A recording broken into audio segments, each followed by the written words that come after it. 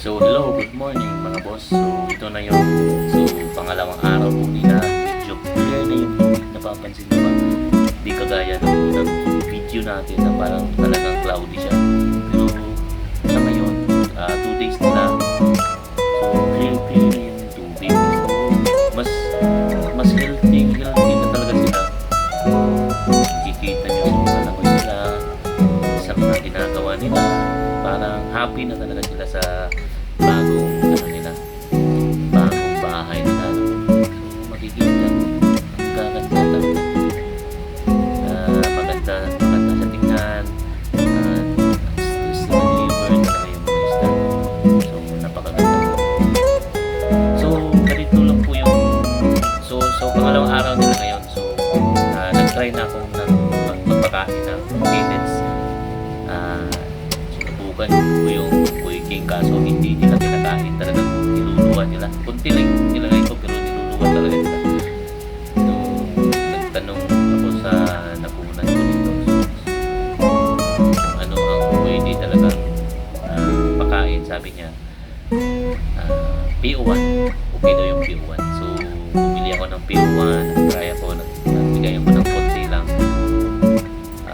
Yun naman, effective nga kung kinain nila, kaso konti lang talaga yung binigay ko para talaga din parang talaga maubos nila. Saka hindi talaga magkaamoy niya yung tubig kasi mahirap kasi magkaamoy yung tubig. Malayo yung dagat, saka mahirap.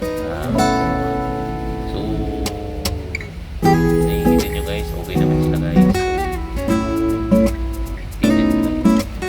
So, napapansin nyo yung itim na dumi na yan guys, yung black na fish.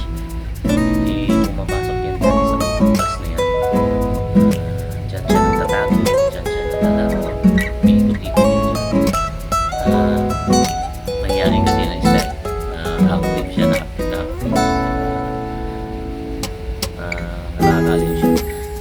Mapapansin nyo guys, pag mga ganitong isda guys, yung tubig nila guys, yun talaga yung babantay nyo yung tubig niya kasi pag nagbabawas yan siya, kung ano yung level ng tubig, nagbabawas yan guys, talagang babantayin natin kasi pag nagbabawas yan, nawawala yung tubig, naiiwan yung alat. Maalat masyado yung isda, yung tubig, nagkakaproblema sa isda. Kaya pag nagbabawas siya, pwede natin dagdagan ng fresh water, pero yung gamit nating tubig, hindi yung sa gripo talaga na direct sa gripo. Lalo na pag mataas yung chlorine, kailangan talaga naka-stack mo siya para mawala yung chlorine.